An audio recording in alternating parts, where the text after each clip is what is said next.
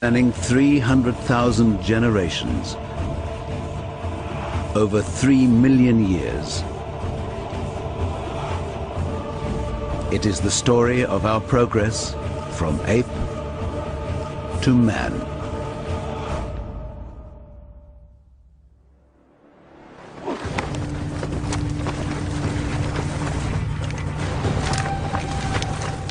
The search for the origins of humanity is a story of bones and the tales they tell.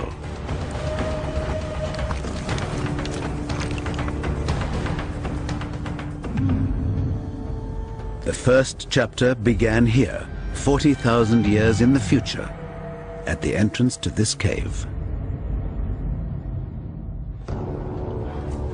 With the discovery of this man.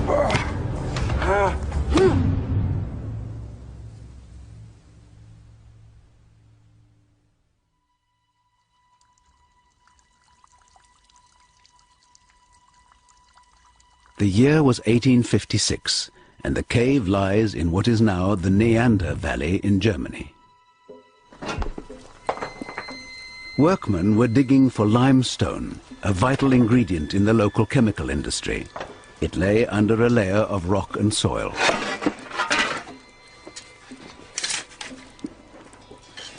The men were paid a few pence a day to remove the surface layer, and everything was thrown away.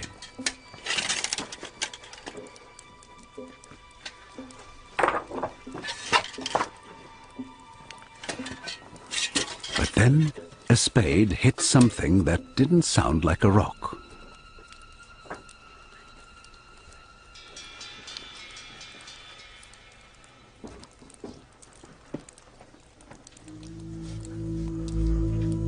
The shape looked like the top of a skull, and thinking it might be a murder victim, they stopped work to show the foreman.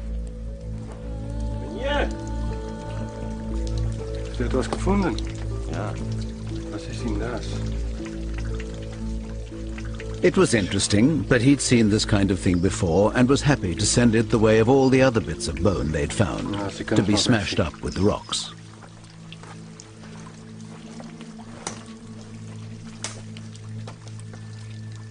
Then something made him change his mind. He knew a local school teacher who might be interested to see it, and the skull got a reprieve. What he could never have imagined was that the skull was seeing the light of day for the first time in more than 40,000 years.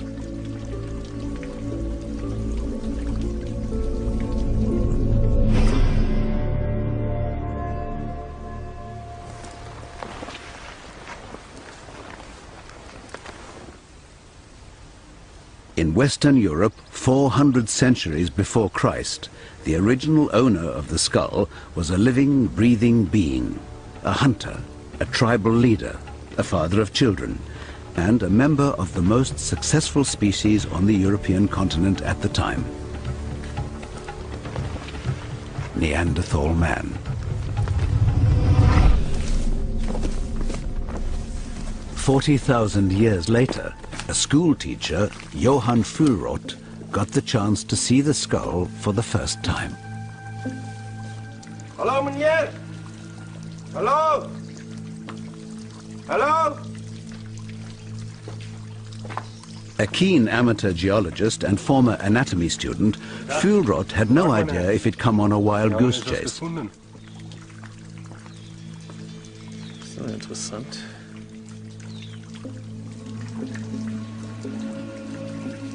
The moment he saw the skull, he knew instinctively that this was something extraordinary. It looked fossilized, which would make it thousands of years old, and it was clearly not an animal. But neither was it from a normal modern human being.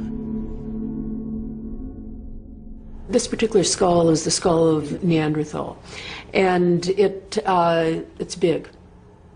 This individual lived around 50,000 years ago, and by that time Neanderthals had developed a brain that was as large and in some cases larger than the modern human brain.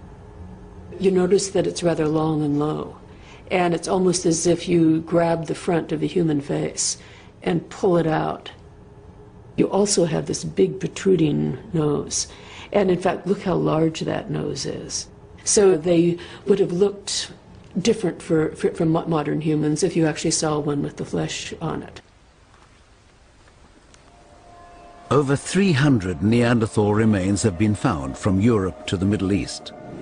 They all tell the same story of a short, powerful physique, perfectly evolved for the world they lived in.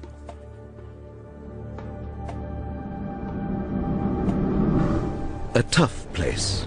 Europe was in the early stages of the last great ice age. Within a few centuries, this land was under a glacier half a mile thick.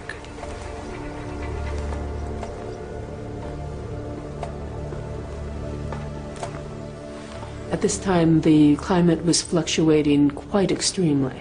And we do know that they survived some of the major cold snaps, the major glacial advances. The only way to support advanced life here was with a high-protein meat diet, and that meant learning to be a good hunter or starve. What we do know from the skeletons, that Neanderthals were very robust, they were very strong, but they also had this huge brain. The tools found with Neanderthal suggest they developed sophisticated stone technology. Their weapons were the tools of their survival and needed to be maintained. If a spear failed at the critical moment, the hunt would fail.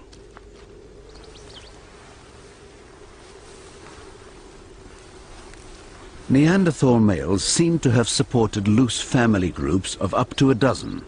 This hunting trip had already taken 3 days and covered 10 miles with no sign of any prey.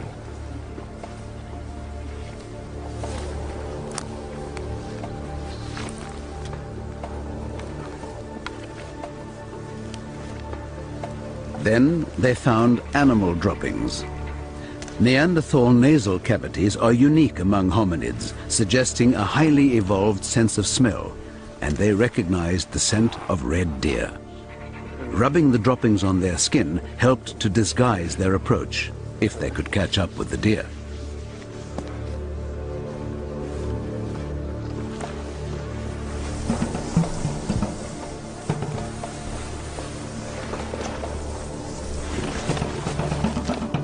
They'd had to range further in recent months to find a kill.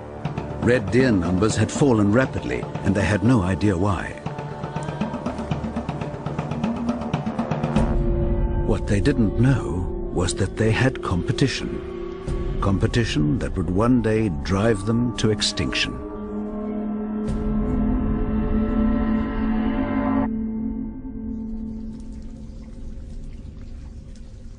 Victorian scientist Johann Fuhlrott held the evidence of an unknown ancient species. Wo habt ihr das gefunden? Wir haben es dort gefunden. Und was war da sonst noch? Vielleicht noch ein Bein. Zeig mir bitte. It's hard even to guess what the creature was without more evidence. Nur noch diesen Bein. And they hadn't got much. Und wo ist der Rest? Wir haben sie weggeschmissen. Hat's weggeschmissen? Ja. Wenn ihr jetzt noch was findet, schmeißt bitte gar nichts weg. Behaltet es für mich. Ja, meneer. Ich nehme jetzt erstmal diese 2 mit. Gut. Danke. Fuhlrott gave the bones to more qualified scientists. But even when more pieces emerged from the same cave, they completely failed to identify them. Opinions varied widely, from a barbarian who'd fought the Roman legions to a lost Russian Cossack, even the victim of some unknown congenital deformity. But a new idea began to take center stage. Fuhlrott himself suggested Neanderthal might be an early ancestor of modern man. To many Victorians, this seemed the most absurd notion of all.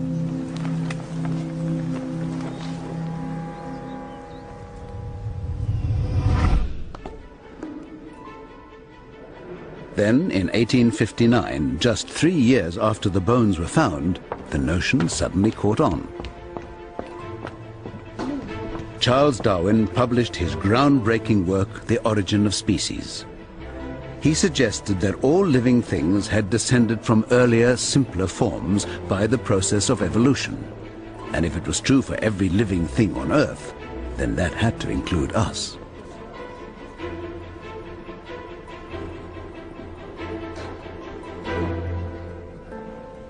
In 1859, Darwin publishes The Origin of Species.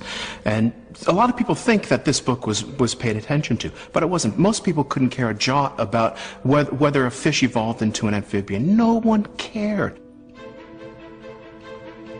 The big question, the question that everybody wanted to know is, where did we come from? And it's in the 1850s and 60s that science steps to the plate and says, I'm going to give you the answer. And boy, did they give us an answer. If humans had evolved from a simpler form, the implication to the scientific mind was obvious and disturbing. Humans could only have descended from apes. The impact on the Victorian psyche was profound. Many believed the theory of evolution made them little more than animals. Darwin stayed away from that question. He knew he was going to get into trouble. He writes to friends and says, I'm not going to talk about that. Far too controversial. And it's up to other people, new scientists, a younger generation of scientists, coming on in the 1850s and 60s, seeing an opening, seeing that they could make a career if they were to answer this question, where do humans come from? Inspired by the Neanderthal bones, evolution became the hottest topic of the age. But it would stay little more than a theory without more evidence. Scientific attention turned to an ancestor that would link us to the apes. An ape man, a missing link, and they would go to the ends of the earth to find it.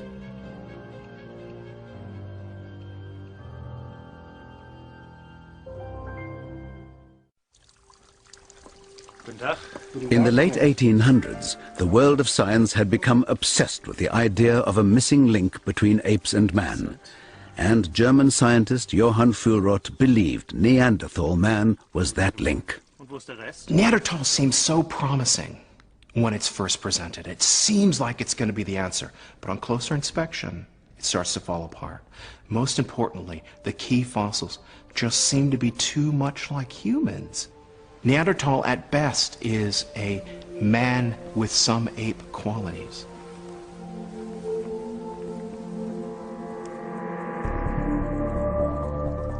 Traveling back in time, our Neanderthal stood just 3,000 generations behind us at around 40,000 years ago. To find a true missing link meant going further back in time to something more ape-like. The question was, how much ape and how much man would it be?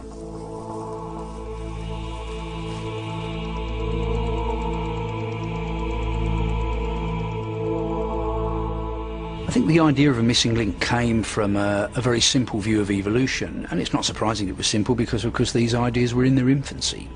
But people had this idea of fixed types. There were humans and there were apes. And an evolutionary transition between those two types would somehow combine the features of both types. There was no real conception that evolution could operate over vast periods of time, and there could be complex mixtures of characteristics. So people were looking for something essentially that would be halfway between a living human and a living ape. But where would the evidence be found? By the 1880s, it was believed this had to be where apes and primitive people lived side by side. And so the search moved from Europe to Southeast Asia and the Dutch island colony of Sumatra, home to both man and ape.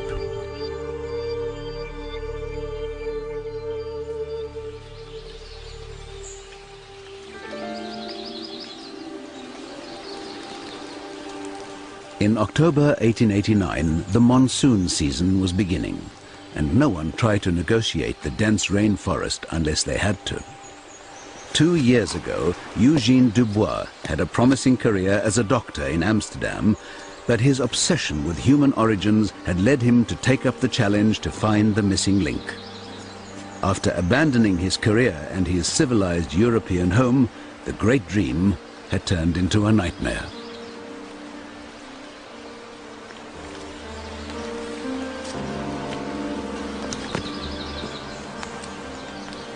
He's invested everything that he had into finding this missing link. Dubois was the worst kind of person to go out to the field because he had no experience. He doesn't know how to teach his crew. He doesn't know how to take care of them. They're out in the field. It's raining. It's a complete shambles. He'd found caves which he hoped would produce the fossils he was looking for. They hadn't. His engineer had given up digging, and all but a few of his convict laborers had run away or were sick. To make matters worse, Dubois had malaria. The same deadly disease had already claimed the life of his first engineer, and he was about to lose all patience with the second.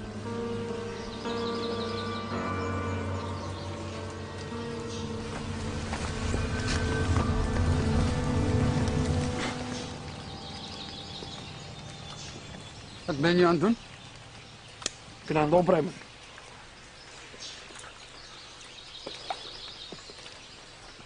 Je moet betalen om dingen te vinden. Wat heb je nou eigenlijk gevonden in de afgelopen 2 weken? Genoeg. Genoeg. Daar is dit. His engineer had just lost his workmate and he hadn't been paid for a month. But this meant nothing to Dubois. Poor Eugene, he desperately wants to find something, desperately wants to make a name for himself. He comes up with absolutely nothing. After months in the jungle, Dubois had just a few animal fossils to show for the time and money he'd spent. Is dit? Dit is alles? Ja, meneer. Maar dat is net niet goed genoeg. Dubois had many trials and tribulations, and someone who was not as driven, not as determined, not as obsessed, I'm sure would have given up and gone home. Daar is niks. We hebben gezocht. En dan kijk ik ongeveer. Kijk zelf. Sorry. Er zijn genoeg mannen daar. Ik weet niet wat ze voor heel zo lelijke werkers denken. Oh, vind er een dan! Wat? Je hebt me gehoord. Vind een dan. Goed dan. Dubois realized his attempt to find the missing link here had failed, and he fired his engineer. Goed dan!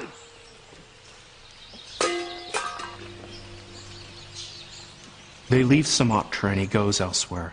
And he frankly doesn't know where to look other than somewhere in the East Indies. 2 years later, and Dubois had started his search again, this time on the island of Java. Finally, his luck had started to turn. He'd fully recovered from malaria and at last had something to look at. Some fossil teeth, which he believed were extremely old and looked vaguely ape-like. Dubois had a new dig site with a bigger team overseen by the Dutch army.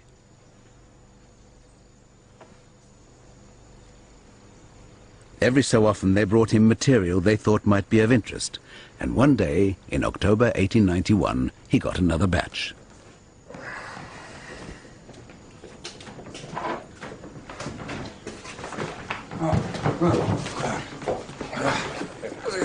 Oké. Voor je die kant zetten. Zo. Wop.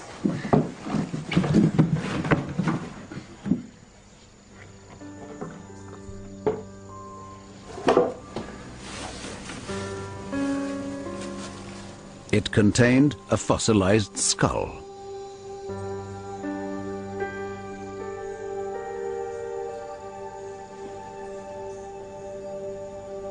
Just like Neanderthal 40 years earlier, it was only a skull cap, but like Neanderthal, it sent its discoverer into a frenzy of speculation. Dankjewel.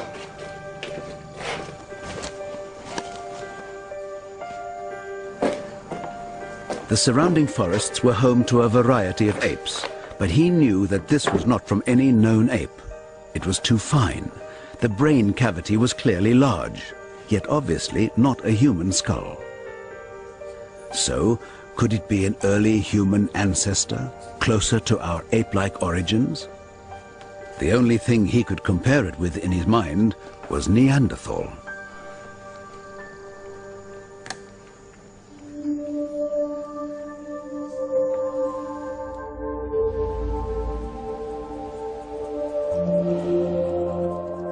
The first Neanderthal found was 40,000 years old. Unknown to Dubois, his find was roughly 20 times older, between 500,000 and 1 million years old, much more primitive than Neanderthal. But was it any closer to being the missing link? The key, Dubois believed, was the size of the brain. He had a precise mathematical model to determine the missing link. Its brain cavity should be precisely half the size of a human and twice the size of a chimpanzee.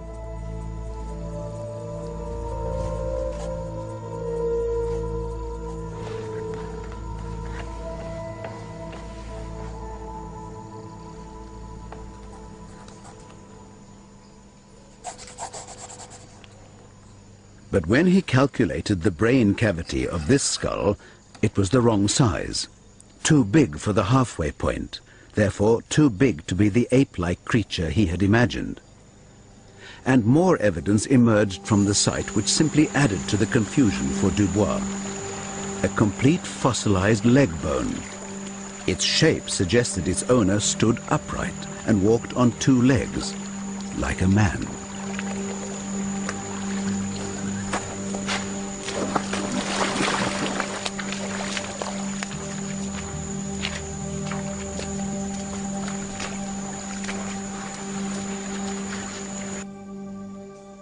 Dubois couldn't change his evidence, so he changed his model. He decided that the missing link had to have a brain almost as large as our own. And he was so convinced by his meager evidence that he wrote to the Dutch colonial government announcing that he'd found the missing link.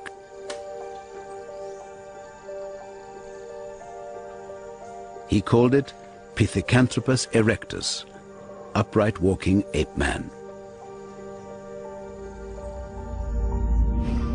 One of the most successful hominid species ever to walk the earth.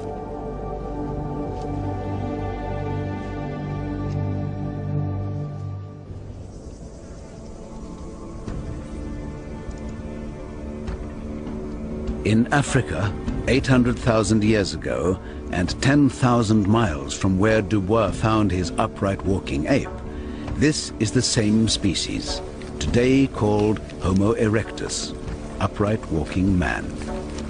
They'd been able to colonize Africa, Asia, and beyond thanks to a unique combination of physical and mental qualities.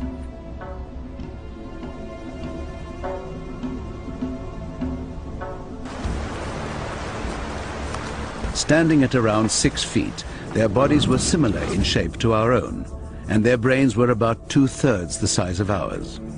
Homo erectus was on the verge of becoming human.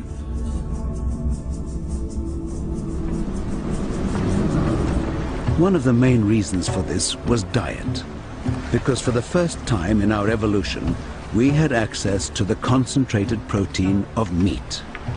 Yet there's no evidence that Homo erectus was a true hunter. This antelope was most likely scavenged from a leopard kill, the spears used to drive away the predator.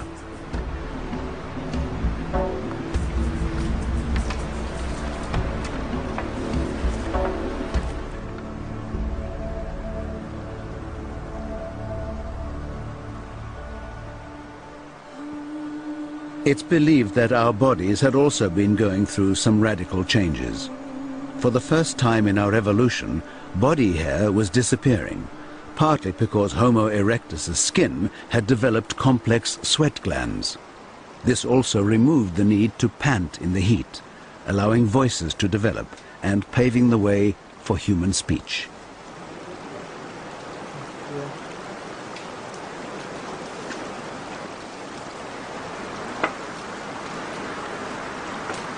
But it's their stone tools that showed how advanced Homo erectus had become. we find the appearance of a thing called the hand axe, which has been called the Swiss Army knife of the Paleolithic. This is a multi-purpose tool.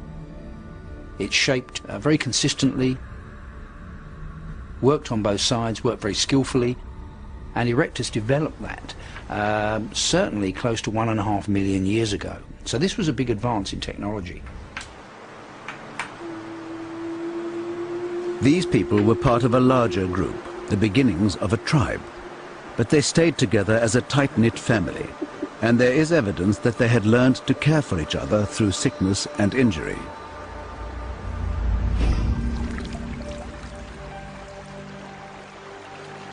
The leg bone which Dubois found in Java had an unusual scar, showing clear traces of damage and repair.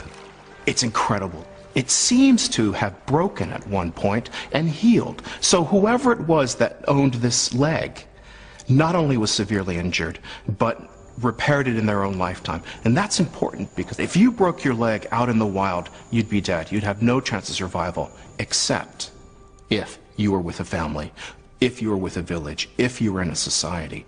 There's a family system around that individual. There was safety within the family, but the family itself was never far from danger. Leopards used the same rock shelters. As darkness approached, they would become vulnerable, spears or no spears. And a storm was brewing in the hot afternoon that could bring an unwelcome predator in search of shelter. But this storm might also bring something else. A new weapon that shifted the balance of power between our ancestors and their competitors.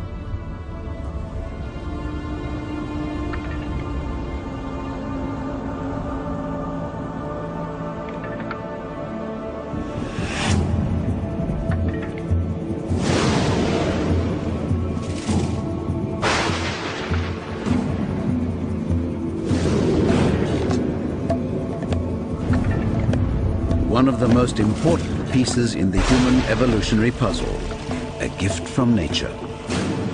Every animal on Earth that had ever encountered fire had run away from it. Homo erectus was at a crossroads of human evolution. If they could do the unimaginable and conquer their instinctive fear, they would harness a new power. They just needed the nerve to reach into the blaze.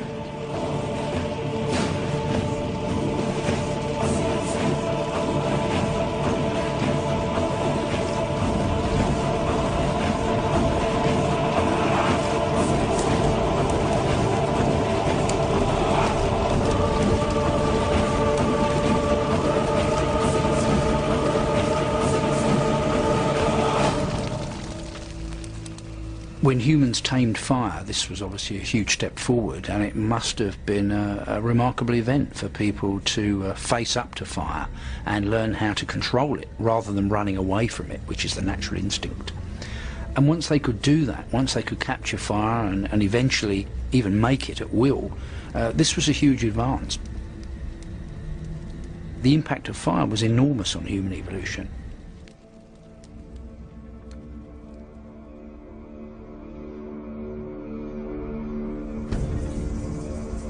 The technology of fire gave Homo erectus heat, light, and protection on their travels, helping them to migrate across the world from Africa to Asia and beyond.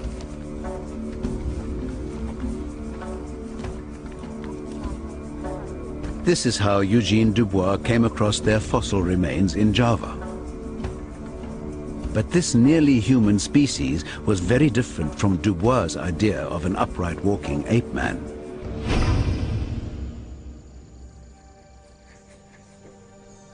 In his mind, he'd found the perfect mix of ape and human characteristics for a missing link.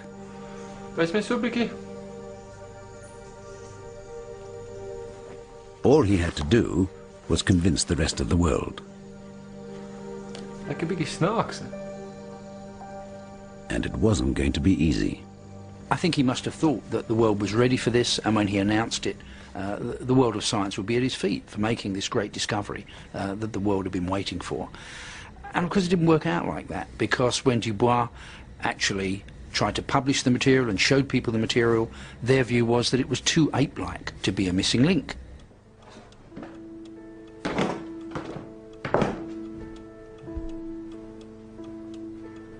Dubois was convinced to the end that his fossils represented a missing link, but the scientific world did not agree and rejected his claim. Because he never attended his own dig, he couldn't even prove his pieces belonged to the same creature.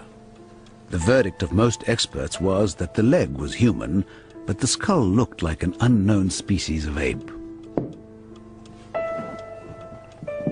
He leaves Dutch East Indies, he goes back home, and no one's paying any attention to his work. No one's paying attention to his fossils. And it must have just broken his heart.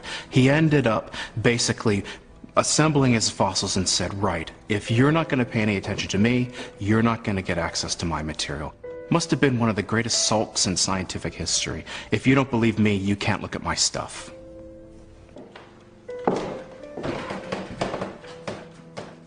The scientific world ultimately recognized the true value of Dubois' discovery, but not for several decades. In the meantime, the search for the missing link continued.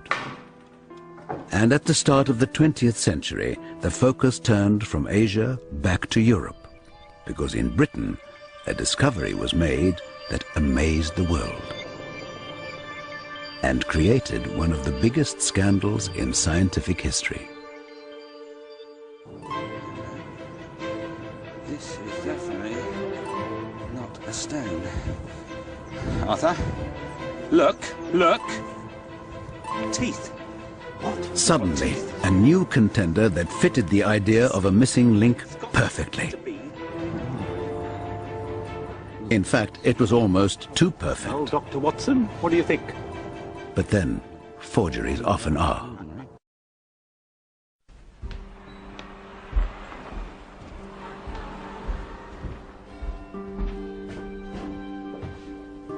In December of 1912, in London, a new fossil contender for the title of Missing Link was about to be unveiled at the very center of the scientific establishment. This time, the experts were ready to be convinced, because this was the perfect ape man. And it was British. There was this tremendous rivalry between Britain and Germany building up to the First World War, both nationalistic, artistic, and certainly scientific. And the fact that Britain had nothing to match the Neanderthal find, I think, was a factor in the success that Piltdown had. Once it was delivered, here was evidence that we could match anything the Germans had. There was a sense of expectation among the eminent guests of the Royal Geographical Society, and Charles Dawson was about to become the most celebrated fossil finder in the British Empire. Gentlemen, may I introduce you to Piltdown Man. The reconstructed skull showed the exact combination of features everyone had expected to find in the missing link. What they felt at that time, that the essence of humanity, the essence of being human, was the large brain size. And their concept of the missing link was a large brain mixed up with some ape-like characteristics. And this is, of course, what Piltdown Man was. So, is Piltdown Man just another early man? On the lines of Neanderthal? I think not. Why? The jaw. What Piltdown delivered was what many British experts were hoping for. Something that seemed to have a large brain in a modern-shaped brain case, although rather thick and primitive. And in the jawbone, we have evidence of a much more ape-like jaw and teeth. And this weird combination was what actually some British experts had predicted, that the brain had grown large early on in human evolution, but the teeth and jaws lagged behind. And Piltdown seemed to show that, and what was more, it was British. 3 years earlier, the first piece of Piltdown Man had emerged seemingly by chance. Workmen digging a road had found what they thought was a coconut and casually smashed it. It was Piltdown Man's skull.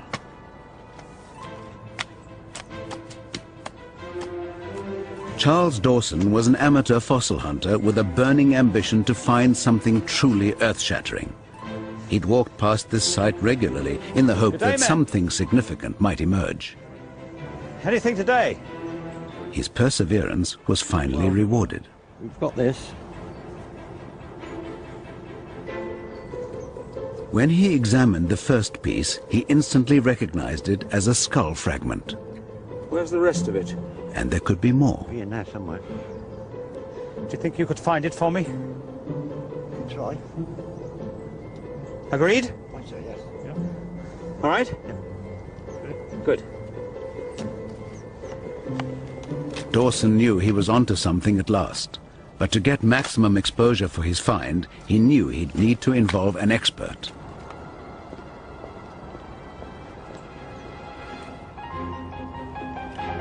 A year later, he'd persuaded Sir Arthur Smith Woodward of the British Museum to join in the search for more evidence. The skull fragments looked vaguely human, but they hoped to find evidence that its owner could be older and more primitive. Evidence of something more ape-like. And in a surprisingly short time, they'd found it. This is definitely not a stone. Arthur, look, look. Teeth. What? We've got teeth. The evidence seemed conclusive, and with Smith Woodward's support, Dawson felt able to make his boldest claim. It is my conjecture that what I have termed the Anthropus dawsoni, Dawson's Dawn Man, is nothing less than the missing link we have searched for so long. Thank you. For the British scientific establishment, here at last was what they'd long wished for. The perfect missing link. A big-brained British ape man. The fossils are perfect for a missing link. Some of it seems to be human, some of it seems to be ape. It just fits perfectly right in between. In your search for an ancestor, that's what you want. You know, it was almost too good to be true. But because everyone was looking for something, because everyone wanted to find that first Briton, nobody dug deeper. Gentlemen, please, gather round. It seemed the missing link had been found. Yet while Dawson savored his moment of glory, his audience was unaware they'd all been taken in by the greatest hoax in scientific history, and it would take decades for the truth to be revealed.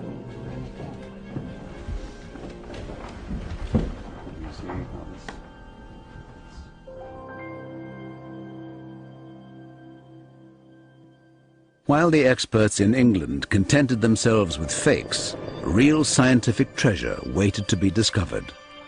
But it was in a part of the world that no one at this time even cared to look. Southern Africa.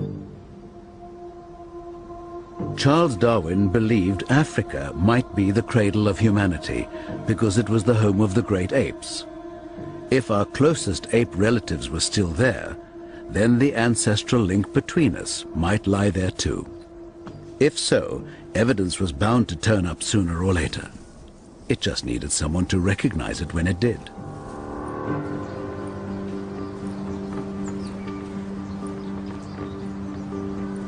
"31-year-old Australian doctor Raymond Dart had recently arrived in South Africa to begin his teaching career. Soon after, his friend was getting married, and Dart was the best man.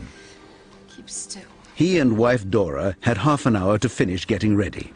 Now wait there, I'll have to put it back on. But Dart's mind was elsewhere. He'd been collecting fossils for the last few months, sent to him by students and colleagues. A week ago, he'd got news of a spectacular fossil found in a nearby lime quarry, and it had just arrived by train.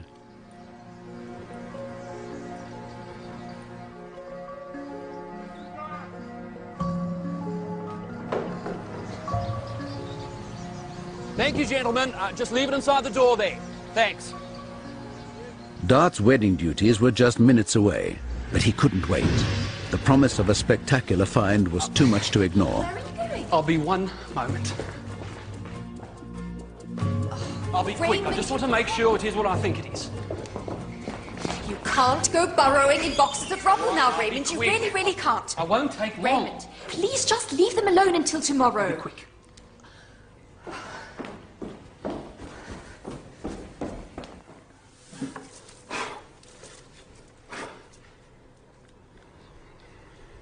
The first thing he saw was material he'd seen a dozen times before. But then, something he could never have dreamed of. A brain. To be precise, the space once occupied by a brain, now filled with fossilized sand.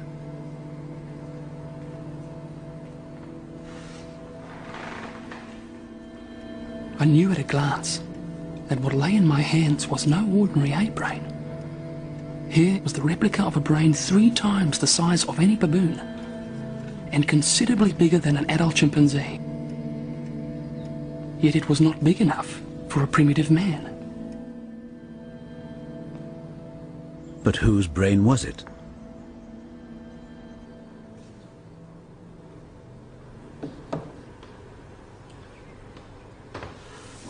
Dart looked to see if there was more of the same creature. He found a piece of rock with the outline of an upper jaw. Behind it, a hollow space. When he matched the brain to the hollow, it was a perfect fit. He realized he had both the brain and skull of an unknown ape man, but the face was buried in solid rock. Raymond, Christo is here. Yeah, sorry. Please, this is getting silly. Powerless to reveal its identity immediately, but Dart knew just a few inches of rock separated him from a momentous revelation.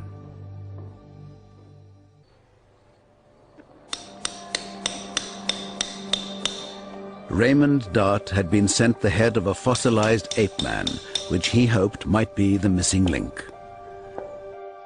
But it was buried in a lump of solid rock. It took him 7 weeks of painstaking work to reveal its identity.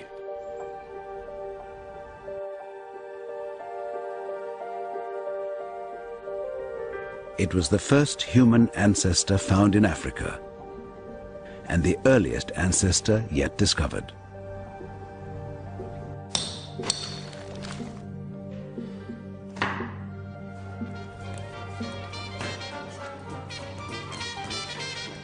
The moment of truth came on Christmas Eve 1924.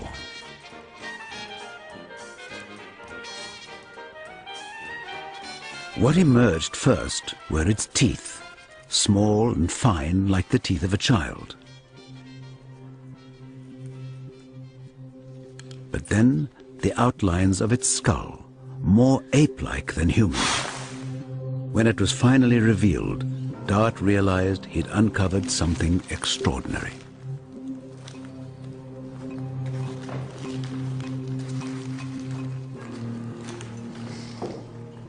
A combination of human and ape features that had never been seen before in the face of a child.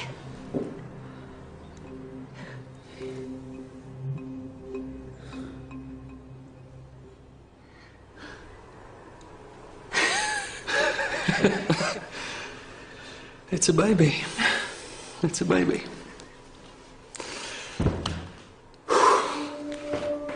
The fossil had been found in a limestone quarry at a site called Taung, so Dart called it Taung Child. Its scientific name is Australopithecus africanus, the southern ape of Africa. She stood further back in time than Neanderthal at 40,000 years, or Homo erectus at over 500,000. Piltdown was assumed to be around 1 million years. But Taung went even further back, to to more than 2 million years. If she was the missing link, then that link was more ape-like than anyone had ever imagined. It also placed our ancestral home firmly in Africa for the first time.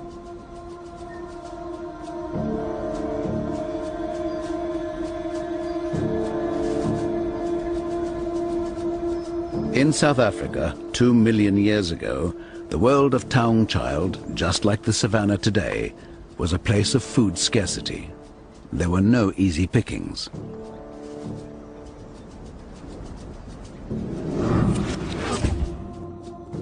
Taung's mother, at a little over 3 feet tall and just over 5 stone, was no hunter, but supplemented her diet by scavenging from the scraps left by predators. Like a modern chimp, she used rocks as a basic implement to break open bones for their rich marrow protein. But the predators she owed her lunch to were never far away. You've got saber-toothed cats, you've got giant hyenas, you've got hunting hyenas, a whole plethora of carnivores, very dangerous carnivores that we don't have anymore. And they would have all been eating or going after things like the Taung Child or even Taung's mother. Absorbed by the remains of a carcass, the mother had placed her child a short distance away in the shade of a tree. Her 3-year-old was the size of an 18-month human infant and had no protection apart from its mother. She knew there were threats, but she'd keep one eye out for the child, like any parent.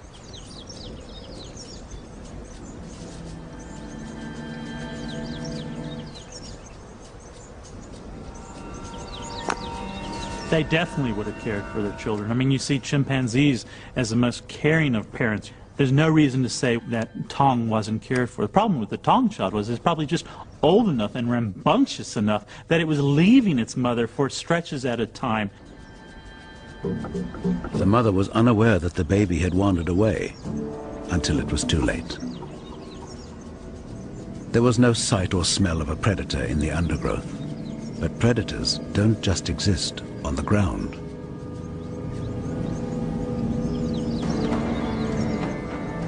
You've also got a threat from eagles. They've been documented to take human children up in Kenya to the age of 6 years of age. I mean, an eagle has these incredibly strong talons, it's a lovely photo, greater lift-to-weight ratio than an F-15 fighter jet. The child was unaware of the danger from above. The mother saw the eagle and the child in the same moment, but couldn't get to her baby quickly enough.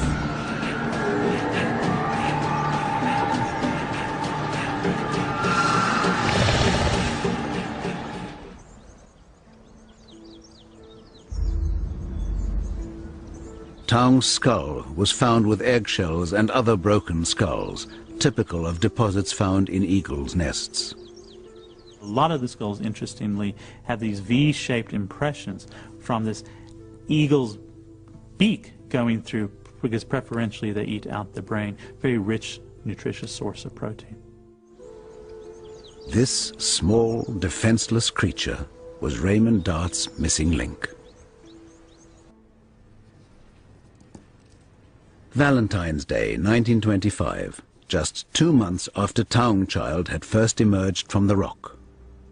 A week earlier, Dart had published a scientific paper claiming Taung was the missing link and unleashing a storm of controversy.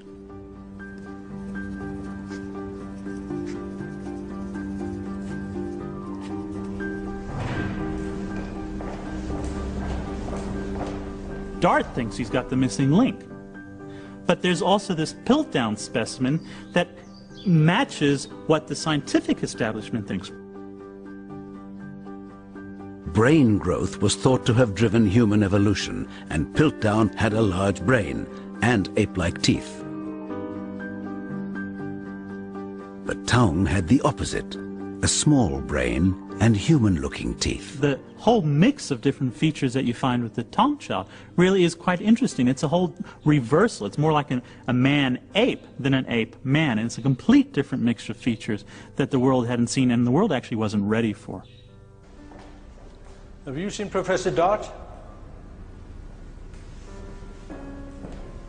the biggest experts in this field all backed Piltdown. Any sort of voices of doubt were generally just overridden by the authority of these people. Dart's publication directly contradicted the scientific establishment. Could anybody tell me where I can find Professor Dart? He sent it to London to be reviewed by the world experts, the same experts whose views he contradicts. And these so-called experts dismiss it because they've got their money on the other horse. He had one ally in his struggle for recognition, Dr. Robert Broom, like Dart, an anatomist and fossil collector. Broom had the reviews from London. Raymond, I thought you'd be interested in these. Some responses to your short paper in Nature. There's one there by Sir Arthur Keith. What does he have to say? Not very encouraging, I'm afraid. He places Taung in the same subfamily as gorillas. What? How? Well, he says here, the brain is clearly too small to be a human ancestor. The experts lined up to condemn Dart's description of a fossil they'd never even seen. How can he know what's too small or too big? How can he possibly claim that a human ancestor's brain had to be a particular size? What's his yardstick? A standard sized bowler hat? What's the matter with it, Robert? Do they think I'm making it up? So what went wrong for Raymond Dart? Wrong man, wrong place, wrong thing. He's the wrong man. He's an Australian. He's not part of the establishment. It's the wrong place. Southern Africa. Everyone's expecting another place, either Europe or Asia. It's the wrong thing. He calls it an ape. Everyone thinks it's an ape. Well, if it's an ape, where does it fit in the story? Taung is showing so many points of affinity with the gorilla and the chimpanzee that there cannot be a moment's hesitation in placing the fossil in this living group. How can he say that? I don't know. Smith Woodward dismisses the whole thing out of hand. He says that Taung certainly has...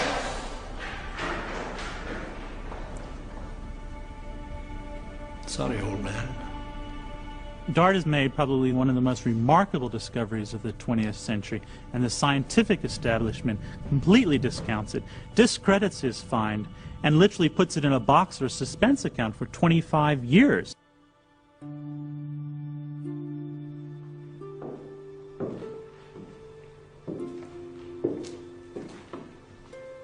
In the 1920s and 30s, the most widely read textbook on human origins did not even mention Dart's find. His work was not taught in universities. Dart had suffered an incredible amount. I mean, Dart was really put in kind of scientific obscurity. And it really is not until the late 40s that he starts, again, once that tide of opinion starts to turn and shows that he was actually correct. It took a quarter of a century of digging in South Africa's limestone caves to produce the evidence Dart needed. By the late 1940s, a dozen fossils similar to Taung Child finally proved he was right. So, what had become of Charles Dawson and his Piltdown man?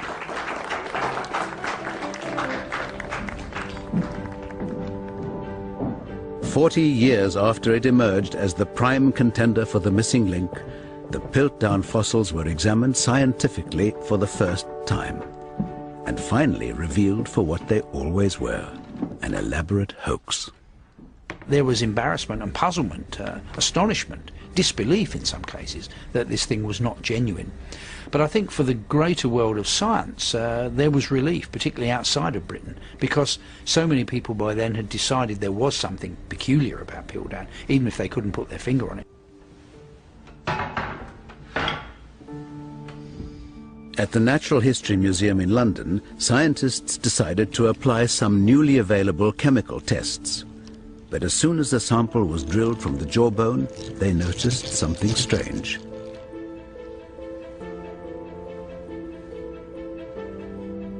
the distinct smell of burnt flesh. This could only come from organic bone, not fossil. So the jaw couldn't be more than a few thousand years old. And clear marks could be seen on the surface of the teeth. Scratch marks. Originally from a modern ape, they'd been filed down to look human. The entire assemblage, stained to look old, was a forgery. It has never been proved who the perpetrator was. But with the demise of Piltdown, an old idea died with it, that a big brain was the defining factor in the missing link. Something else had to come before the evolution of a big brain. A new theory replaced the old. What defined the beginning of humanity was not brain growth. In 1915, a young boy named Louis Leakey was looking for stone tools near his missionary home, the beginning of a lifelong obsession that led Leakey to revolutionize the story of human origins.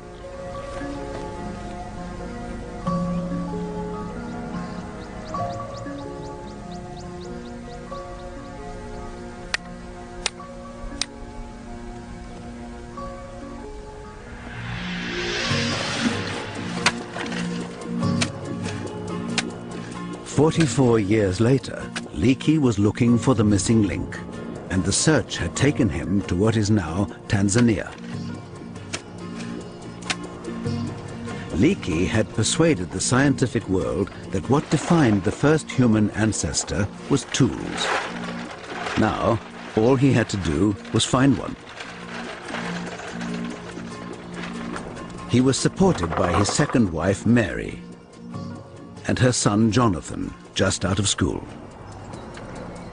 Oh, you got something, boy.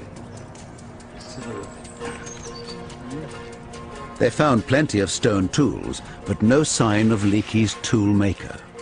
He'd been looking here for 22 years. His luck had to change soon.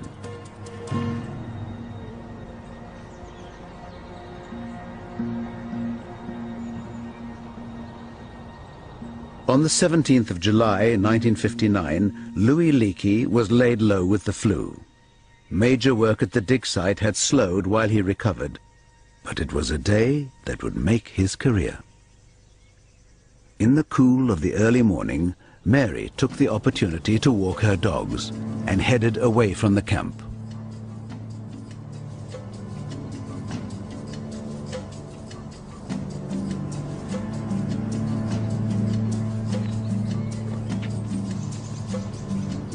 She wasn't expecting to find much in the way of fossils, but this year's rains had done them an unexpected favor. As she casually scanned the broken surface, her mind suddenly registered an unmistakable shape exposed in the dirt.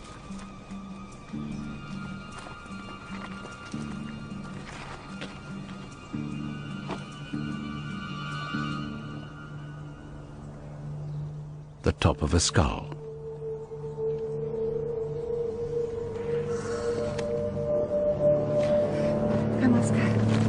Mary was convinced it must be the toolmaker they'd been searching for. Louis, darling, please wake up. I found something very important. Darling, please, I know you're not feeling well, but try and wake up. What have you found? I don't know. That's why I want you to come and have a look. You're gonna have to help me.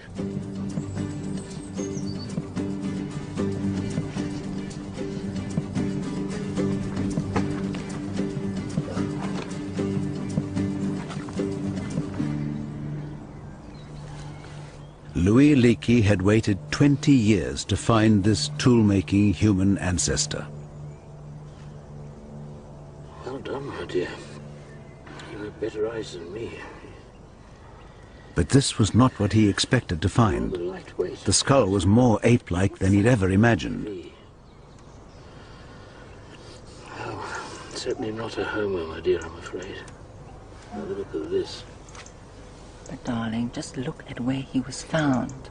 It can't just be a coincidence. Yet it was in the same geological layer as the tools. The logic was inescapable. This must be the toolmaker, and therefore the beginning of humanity.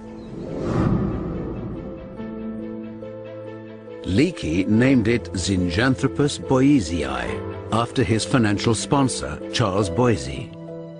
It had a small brain, but massive teeth and jaws, whose muscles were so large they had to be anchored to a ridge at the top of the skull. But if Zinj was using tools, why did it need such powerful jaws? Leakey overlooked the question and announced Zinj as the toolmaker.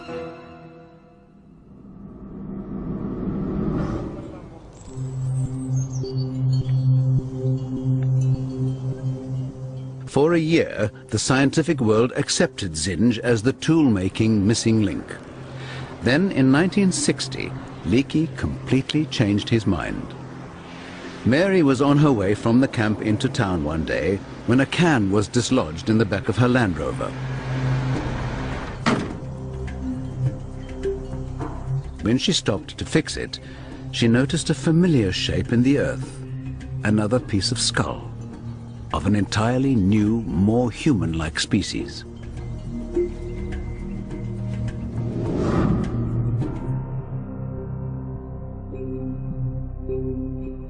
Leakey decided that this, finally, was his long-lost toolmaker.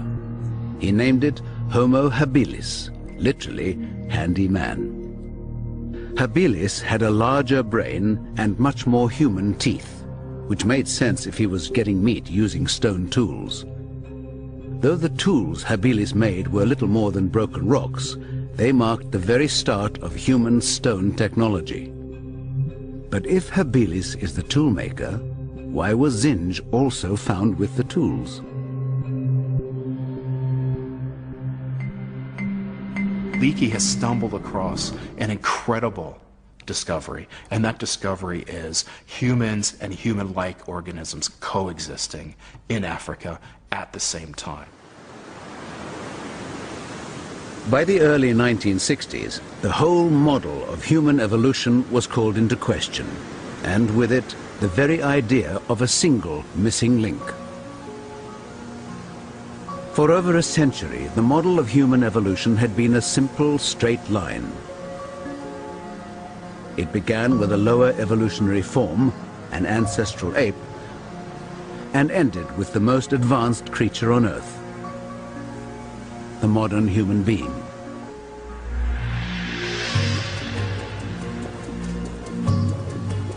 And somewhere in the middle, there had to be a missing link between the two. So, when Leakey found Zinj, it took pride of place. Until a new candidate arrived. All of a sudden you have Habilis, this more human-looking animal. Both these fossils date to the exact same age, about 1.8 million years of age. So what do? You have to remove Zinj from the human line, and you have to place them in different lines. And what is the most amazing thing, in the same valley, within meters of each other, you have two species living side by side. And that changes or makes a whole paradigm shift in how we view human evolution. And so this line is all of a sudden broken apart. Suddenly, what had been a single line of descent had been replaced by a series of lines that connected to form a giant family tree. In the years between 1925 and 1965, over 100 hominid fossils were found and categorized in South Africa alone, and they can all be placed in relation to each other by accurate dating. Some species are evolutionary dead ends, while others appear to be part of a line that leads to humans. But a number of human-like competitors occupied the Earth at the same time, with several routes to humanity. The only way to cut through the confusion is to go further back in time, to the root of the human family tree.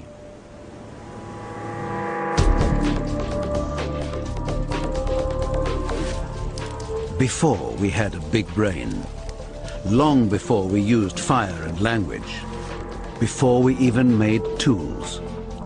The creature everyone was looking for marked the very beginning of humanity.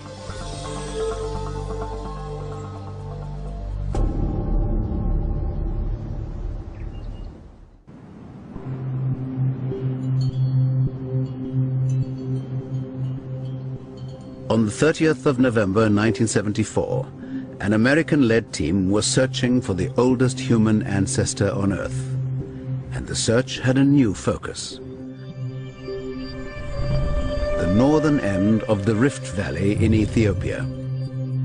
It was then possible to date rocks very accurately, so it was possible to be more precise than ever before about where to dig.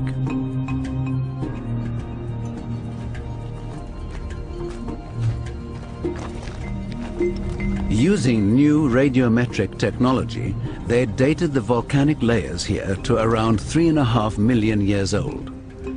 Team leader Donald Johanson was a rising star in the world of anthropology. He knew Dart's Australopithecus africanus lived over 2 million years ago.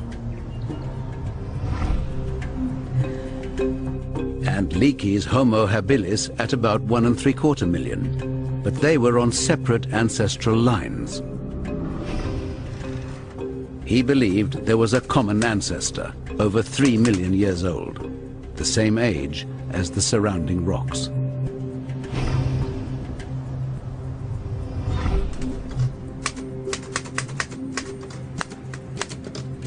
Johansen had been kept away from any digging by essential paperwork, a chore he was determined to finish. But his colleague, Tom Gray, returned from the site with other ideas. How's it going? Actually, very boring. There were areas they hadn't surveyed for a while, away from the main dig.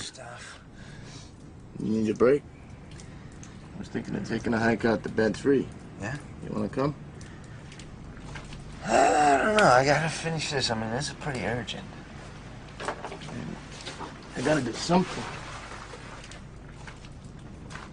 The urge to do what he came here to do finally got the better of Johansen. Let's go. He made a decision that changed his life. They headed away from the site to explore a couple of isolated gullies. They had no idea they were just a few hundred feet from the greatest fossil find in history.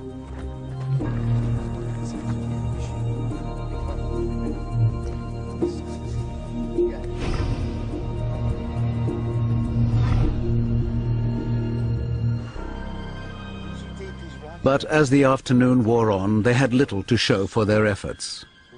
They surveyed for a couple of hours. By mid-afternoon, the temperature was approaching 40 degrees, and all they'd found were a few teeth from an extinct horse and part of the skull of a pig.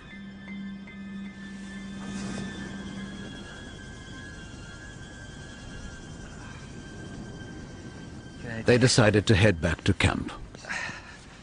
But Johansen had a hunch to look again in an old gully on their way back. Hey, Tom, this way. It had been thoroughly checked before and produced nothing.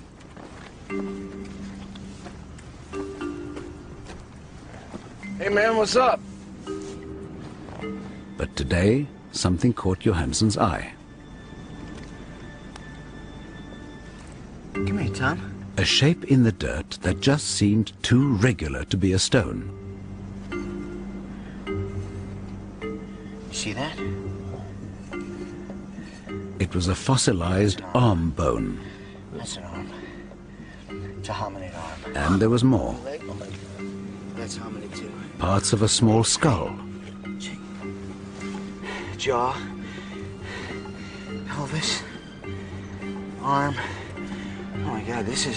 In all, nearly 50 pieces of fossilized skeleton. Watch your feet. What do we have here, huh? What's going on? I don't know where to stand, man. I know, don't.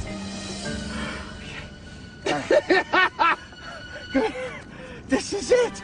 This is what we've been looking for. I can't believe it. One unbelievable thought went through his mind. What if all the pieces fitted together? Could they be parts of a single, extremely primitive skeleton? Hey guys! Come on! Come on! Yes! If Don Johansen was right, he was looking at the most complete skeletal remains of our earliest human ancestor yet discovered.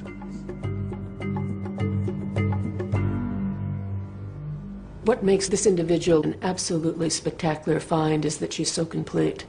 For the first time, we had more than the odd broken bone for one specimen. We had virtually an entire skeleton. What's missing on one side is present on the other side. I mean, it's so rare because these hominids didn't bury their dead.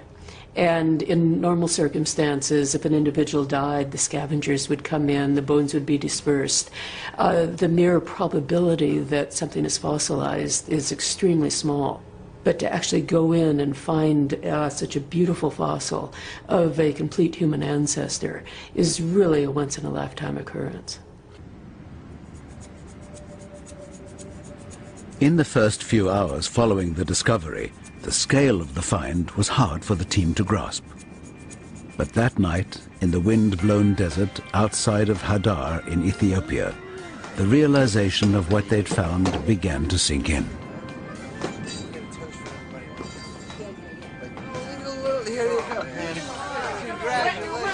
Get yourself a beer.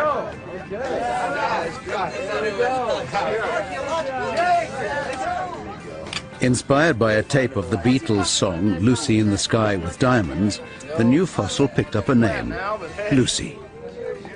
To Lucy! All right. To Lucy!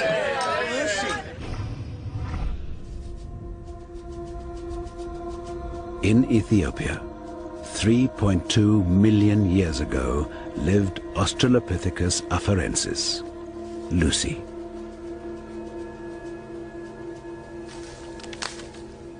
She put together the pieces of what one of our ancestors at this point in time really looked like. And it was a huge shock because what she looked like was basically a chimpanzee. Lucy would have been a tree dweller in a changing land. For 50 million years, her ancestors had inhabited the trees of Africa. But the land once covered with unbroken forest gave way to grass and scattered woodland. Her diet was mostly the fruit of trees like this fig. But one tree would not support her for long, and unlike her ancestors, she could no longer swing to the next tree. She had to find another route.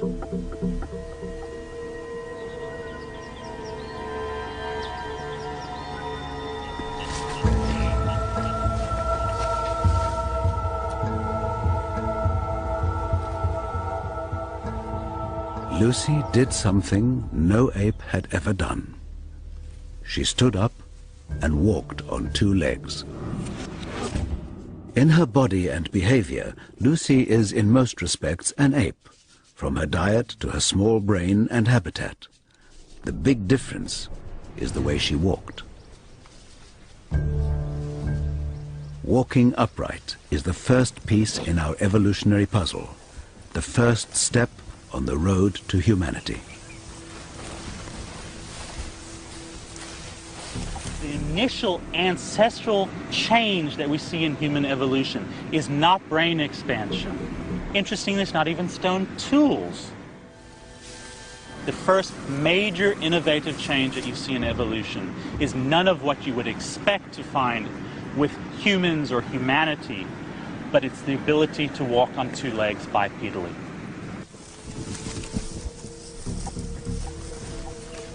And it made the difference between Lucy surviving or not. She was on the constant search for food, and that meant finding new trees to feed in. She spent as little time on the ground as she could because she knew she was vulnerable. Lucy had no defense against leopards and saber-toothed cats, except the refuge of the trees. But standing upright, she could see further than any of her ancestors.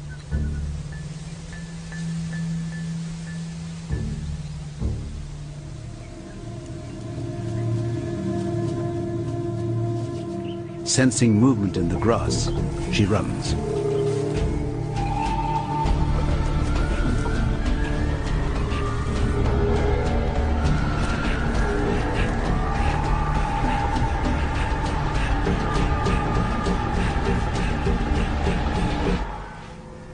Whatever it was, predator or not, it had gone.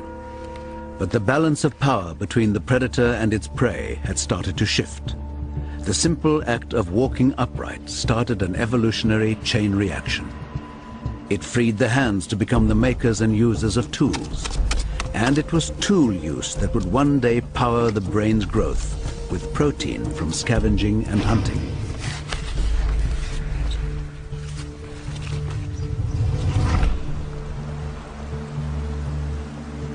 But it all began here with Lucy. So, is Lucy finally the missing link?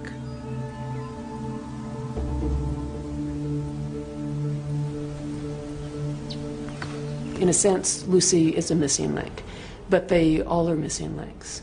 Because without each step in the record, without each missing link, we wouldn't have ourselves today. They're all links of how we've gone from a Lucy to a Tong child, to a habilis, to a Homo erectus. All of these are links leading towards Homo sapiens. Having traveled back in time over 3 million years, we'd found a creature that seemed to begin the human line. Yet Lucy was a long way from being human. We found the common ancestor of all the things that are human. But at the end of the day, it's a bit empty. Look what we don't find with Lucy. We don't find culture. We don't find the things that make us human. We don't find our humanity.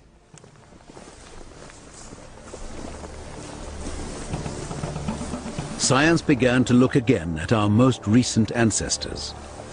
40,000 years ago, a successful, intelligent hominid species occupied Europe, Neanderthal man. Could he hold the key to how we finally became human?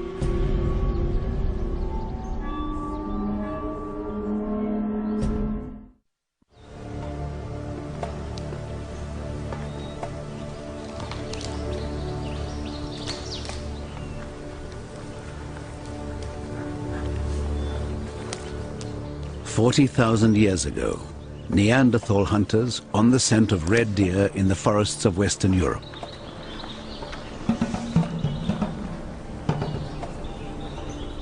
They had been tracking the same herd for 3 days. But they were opportunist hunters. And a wild pig was too tempting to resist. But they missed their first attempt, and the pig disappeared into the undergrowth.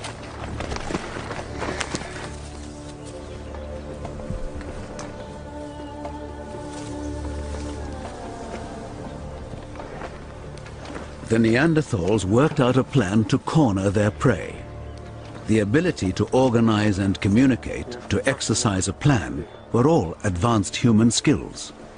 The question was, did they originate here with Neanderthal? Exactly how human were they?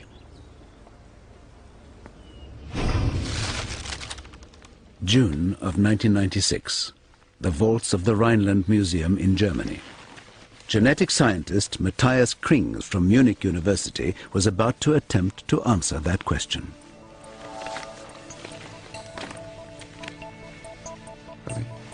Good.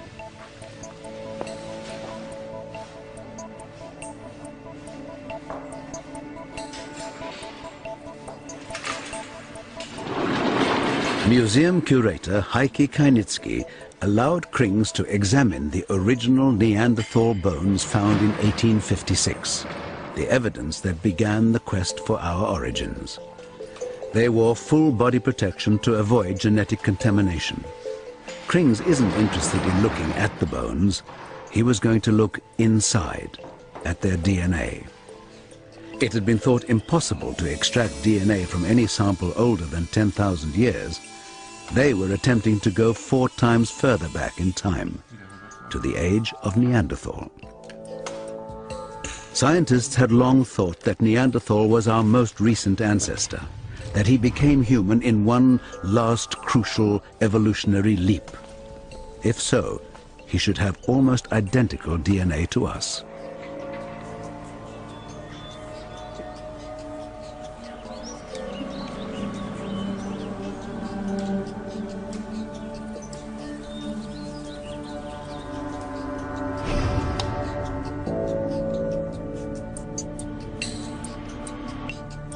In Munich, Matthias Krings finally had the two sets of DNA results, Neanderthal and modern man. Und? Was siehst du? Was sehe ich? Ich habe keine Ahnung, was ich sehe. Das kann doch wohl nicht richtig sein. Between any two people, there should be an average of 8 differences in the same piece of DNA. But between the human and Neanderthal samples, Krings counted nearly 4 times as many differences. Das ist was anderes. Das ist was völlig anderes. Ich habe sowas noch nie gesehen. Mann, bist du dir sicher?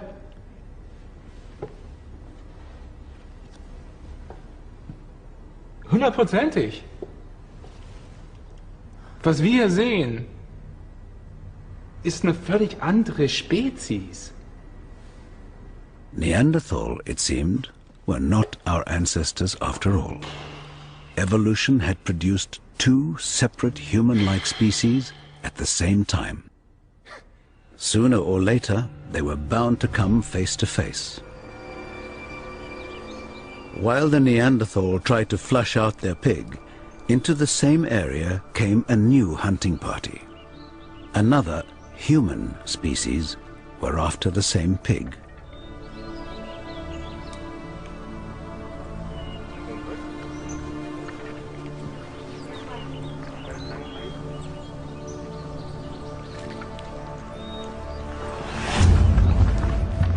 At the time Neanderthals went to extinction, we know anatomically modern humans, people like us, had also moved into Europe and were competing with them perhaps for those areas where it was slightly easier to catch the game.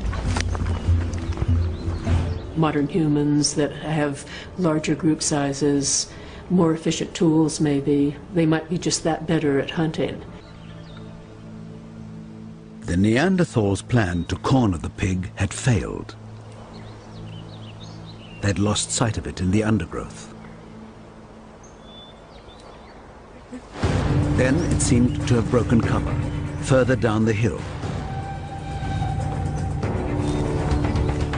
In fact, the modern humans had got there first.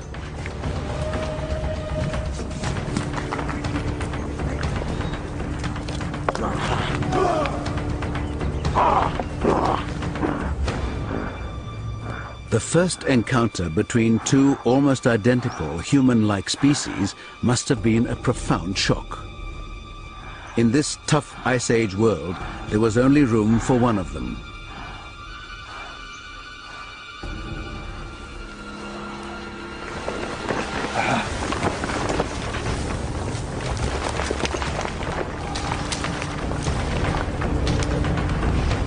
"500,000 years ago, they shared a remote common ancestor, a descendant of Homo erectus. From their African homeland, their ancestors migrated across half the world, spreading as far as Southeast Asia and into Northern Europe. Here they would emerge as Neanderthal man.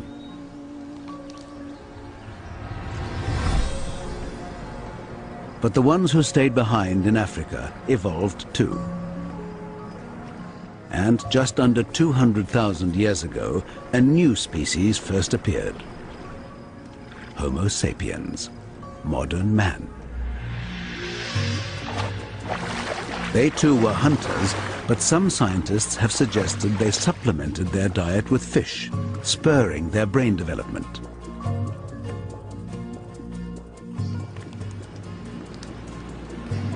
The evidence suggests their culture developed faster, that their social groups became bigger and more complex, and driven by population pressure and climate change, they too migrated.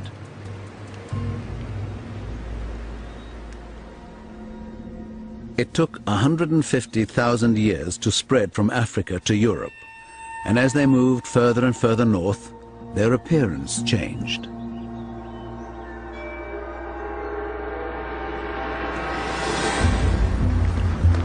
Eventually, they caught up with their long-lost cousins, the Neanderthals.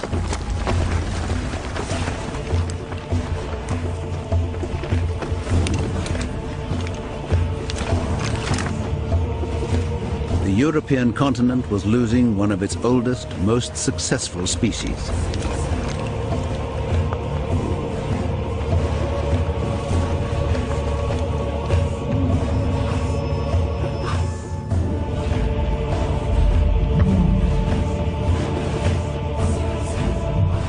Within a few dozen generations, the last Neanderthal was gone, and the world overrun by a species with better weapons, better organization, and greater numbers.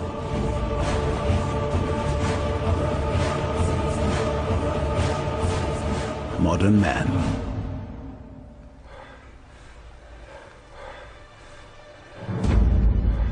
For the first time in our evolutionary history, we were totally alone.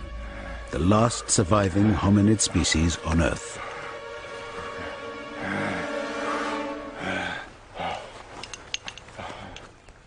Within 40,000 years, Homo sapiens had colonized the whole world, free of any competition.